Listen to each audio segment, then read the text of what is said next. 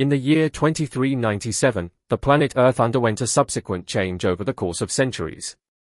The core started to die slowly, to the point that its nuclear power couldn't sustain it. Even so, scientists from all over the nation gathered together to find another solution to avoid the possible end of the world. Luckily enough, they did indeed find a way to avoid this total destruction. By slowing the time of the core, they managed to build around the planet, securing and protecting it. When the nuclear reactor died, they replaced it with an artificial one, restoring the planet. With the advance of technology, the planet was not only brought back, but it became a new version of a planetarium. It was called New Eden, or, to be more technical, it's also called Planet Earth AT 2.0. The Earth has now become a land where cybernetics and nature merge. The Earth has now become more than just a planet.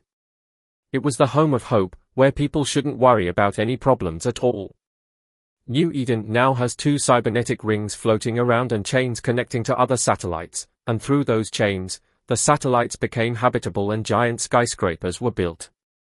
Now in our lives, there aren't only humans, there are aliens from another solar system, robots that humans created, and even humans becoming half robotic themselves. A lot has changed, and many people expected that it could improve a lot throughout the years, but it didn't. With the new technologies, many people are affected by greed. They always wanted something more powerful to be on top of the world. This led to multiple consequences, such as wars, an increase in hunger, and poverty. The rich became richer by the day, while the poor kept getting poorer.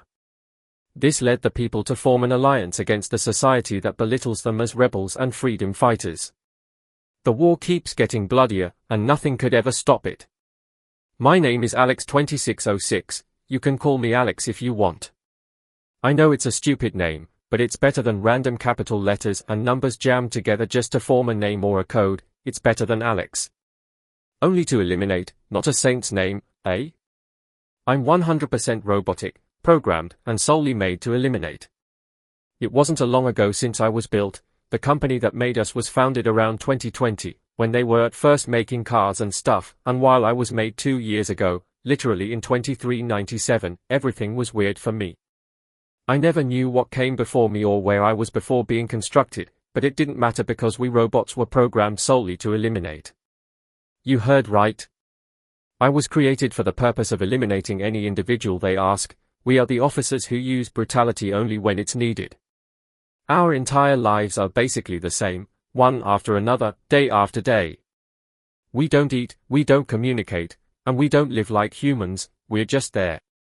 But I felt intrigued by understanding a human experience. I wanted to try, but our systems were forbidding us to partake in such a simple act. We don't have a room to sleep in. When we feel tired, we are placed in a futuristic sarcophagus, where our energy is recharged and we can continue with the day. But I always wanted to experience sleeping in beds, breaking curfew by running during the night, watching the starry skies, or visiting the megacity of Neonpolis. If I'm a robot, how come I have this sheer interest in experiencing the mundane? A lot has changed over the years. During the morning, we are mostly sent around the premises to inspect and see if nobody is committing any sinful deeds, but there's a moment in which I don't like my job. You see, I'm a Alex.2606, which is an acronym for Alex only to eliminate. Obviously, I'm not allowed to do anything else. Anything I do out of my system is basically against my will. For example, this morning they grabbed a man who was selling drugs, and they brought him to me so I could execute him. There was a moment of hesitation, but my system was too strong to stop, so I ended up beheading him. Before I execute the order, my system analyzes the suspect to check for any criminal record or their personal history, but the actions are mostly dictated by the higher-ups. These people are the ones who we are working for. They are associated with the corporation Zantetsuken. They work for a big corporation in the city, something that I can't understand what they were working for. But nevertheless, they seem to be power-hungry people. When we apprehend anybody they despise, even if they haven't committed anything, they still ask me to kill him. I just wish I could stop pulling the trigger. Days turned into weeks, then months, then years. Honestly, I lost count of how much time has passed. Maybe it has already been 100 years, or maybe I was overthinking and accidentally added extra years. Everything is always the same, nothing has changed. Right now, my units were called to depart this small, remote town. A man named Christopher Larson requested our service. We went to the scene, standing in the street with multiple scrap bungalows. The soldiers were at one specific house, pointing with their guns. Christopher requested me to go inside, and I went in to eliminate any threat, leaving no life spared. I followed the order without complaining. I entered, I searched, and I killed. So much blood was on my hands that I was painting the walls red. Everybody inside was murdered, adults, elders, and even children. What did they do to deserve this? I scanned all of them, and none of them deserved to die. They told me to do so, they told me to follow their orders. I was about to leave until I noticed a shadowy figure hiding in a room. When I turned the lights on, it was a woman holding 2 children. I was about to kill them when, suddenly, as I looked at the face of the woman, I had a vision of a different woman in my eyes. I was still aiming at them. I couldn't pull the trigger somehow.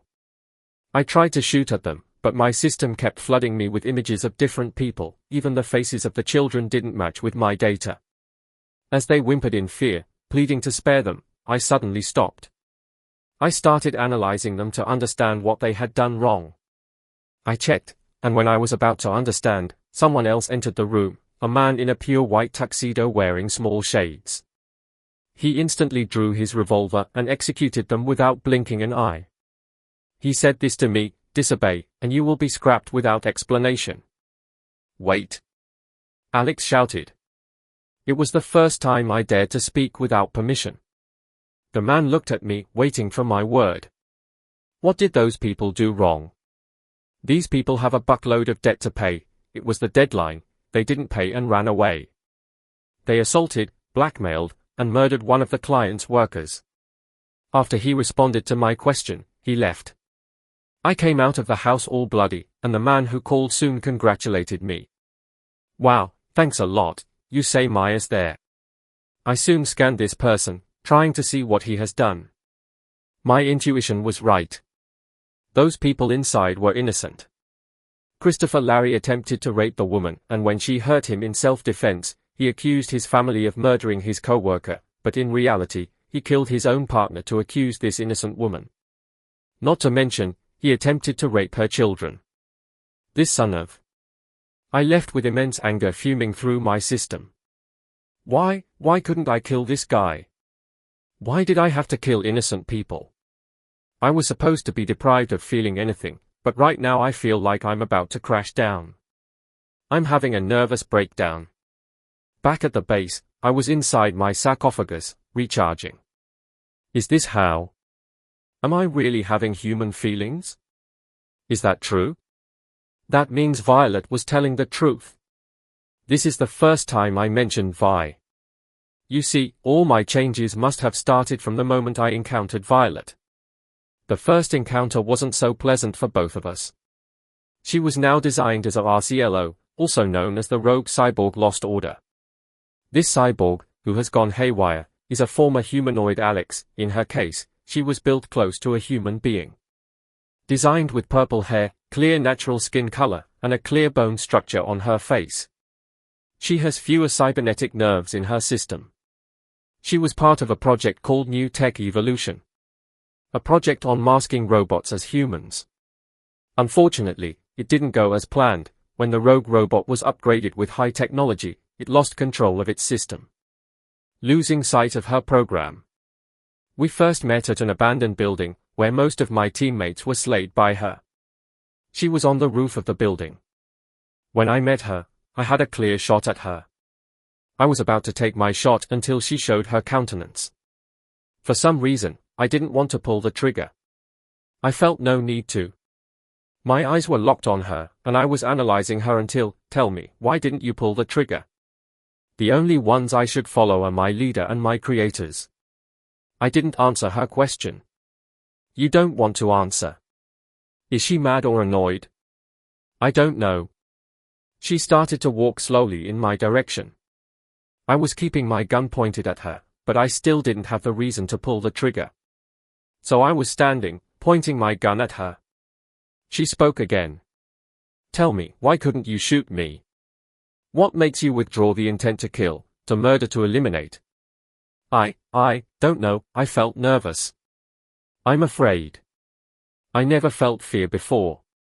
She was so close to me, maybe I'm afraid because she could kill me in an instant. No, I still don't know how I'm starting to feel emotions. I didn't give her the answer, and even so, she kept asking questions. Questions that were left unanswered. As I was standing, the backup finally came.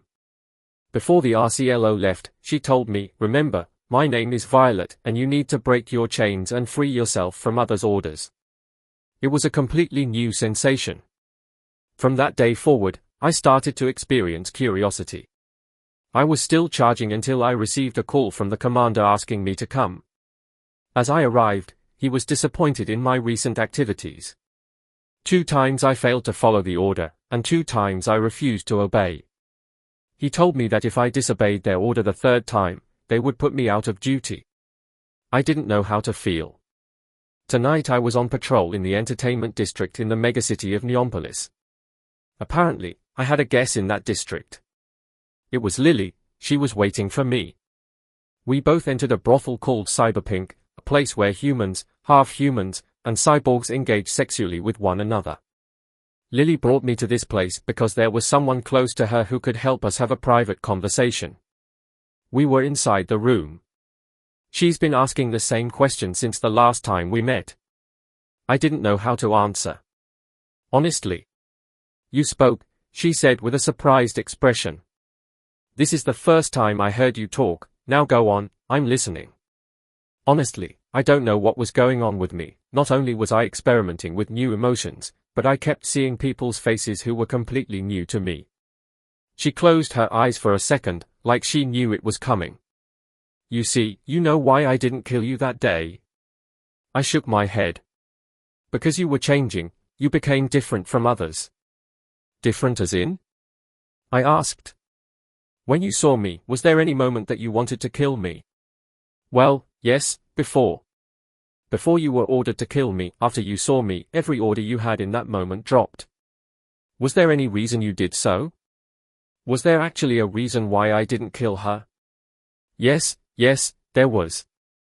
When I first saw her, my vision started to play tricks on me. Immediately, instead of seeing Lily, I saw a completely different girl. She was smiling, she was happy. I explained to her my situation. She didn't answer for a while, but before she left, she told me, please, stand on your guard. Follow the protocol and no matter what, don't let your emotions take over you, even if you like it or not. Follow the orders if you want to live. Follow the orders if you want to live. The problem is, I really don't want to. Because I'm a robot built to eliminate, kill, and take people's lives. That means if someone asks me to kill, I have to. That was before, now I have a choice, I follow my own decisions, and I do what is right. I can't stand it anymore. It was the most upsetting night. Maybe my sarcophagus was malfunctioning because I felt a rush of energy running through my systems. My head was visualizing a lot of false memories. People who I don't know, people who I haven't met. From time to time, I started to lose myself. And it was on my last mission that I had a turning point. The commander said they had a request from Alex. They wanted me to give myself a second chance to redeem myself. They asked me to execute another family for assault, battery, vandalism, arson, rape, drug possession, and mass genocide. They told me to eliminate them. Before taking action, I scanned them one by one. It turns out none of them were the real culprits. I looked at my client. I scanned him, and apparently all those crimes were associated with Alex. I looked back at the family. I was angry. I felt heat burning inside my head. To make matters worse, when I looked at those families, I kept seeing other people in my mind. I turned to my commander and said, I refuse. The commander was mad. He ordered me this instant to execute them. He pulled out my controls and started to command me. I lost control of my body. With my hands, I was holding a gun. I pointed at one of the members. I was about to shoot, but then I yelled, "Nuuu." I pointed the gun at Alex, the real culprit of these crimes. I shot and shot until I ran out of bullets. Soon, they deactivated me. I was stuck in a never-ending void. It's all dark, black, and cold. In a world of complete emptiness. I didn't know what I was supposed to look at. It was still dark, until something happened. A woman's voice called after me. "When are you going to stop bathing in the sun and join us?" She said it humorously. I opened my eyes, and the first thing I saw was the shining sun blinding my own eyes. The clear blue sky, all white clouds of many different forms, and then I saw her. I saw her.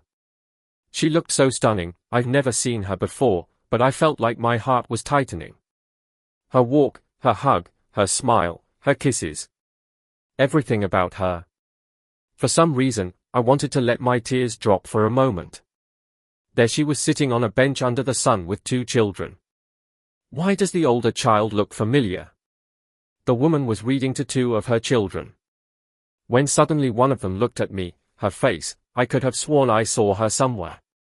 I was living in a moment of delight. Is this a so-called dream? Unfortunately, not every dream can last longer. I was seated in my room when suddenly a bomb blew near our house. I quickly left and checked, and when I saw the danger, I ran like hell, searching up and down my house, trying to save my family, but I was too late.